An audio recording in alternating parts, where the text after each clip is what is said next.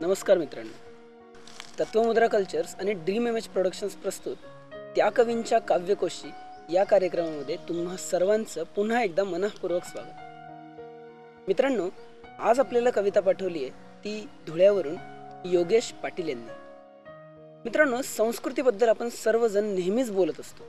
लोक नेहमीच गप्पा मारतात। गप्पा चप्पांमधून अनेकदा संस्कृतीची विकृती झाली आहे, संस्कृतीला काही अर्थच उरला नाहीये, संस्कृती ढासळली आहे, वेगवेगळ्या अनेक कल्पना त्या मांडतात। पण या सगळ्या कल्पनांना एक मूर्त स्वरूप देऊन शब्द स्वरूपात मूर्तिमंत करण्याचा प्रयत्न आपल्या एका कवींनी केलाय आणि योगेश दादा ती कविता आपल्याला घेऊन येतात। मित्रांनो, माझ्या कवितेचं नाव आहे संस्कृतीचे झाले वाटोळे। दगडाला देव मानणारी पवित्र अशी भारतीय संस्कृती, दगडाला देव मानणारी पवित्र अशी भारतीय संस्कृती ऋषी मुनींचे वास्तव्य असलेली आज मात्र कुठेतरी हरवलेली।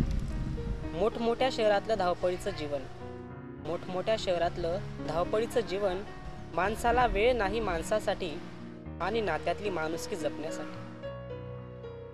समुद्राच्या काठावर रमणारी 80 वर्षाची म्हातारी ही इथे सिगारेटचे झुरके ओढते। समुद्राच्या काठावर रमणारी 80 वर्षाची म्हातारी ही इथे सिगारेटचे झुरके ओढते। कोवळ्या वयाची नाजूक मुलगी ही प्रियकराचे चुंबन घेण्यात मग्न होते।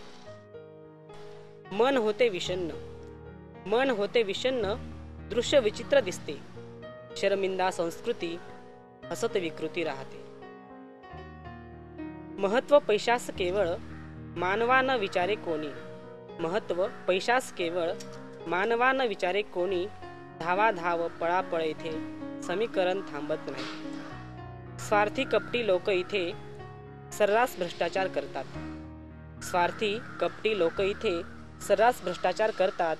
नको त्या वाईट कृत्यांनी आयुष्य आपले गमावून बसतात। संस्कृतीची झालेली ही विकृती एक दिवस भयानक रूप घेईल। संस्कृतीची झालेली ही विकृती एक दिवस भयानक रूप घेईल। माणसालाही जिवंत खाऊन ती आपले पोट भरील, माणसालाही जिवंत खाऊन ती आपले पोट भरील। धन्यवाद। तुम्ही सुद्धा तुमच्या कविता अशाच आमच्यापर्यंत पाठवू शकता। तुमच्या कविता आम्ही आपल्या या YouTube चॅनलवरून तुमच्यापर्यंत नक्की प्रसारित करू। नमस्कार।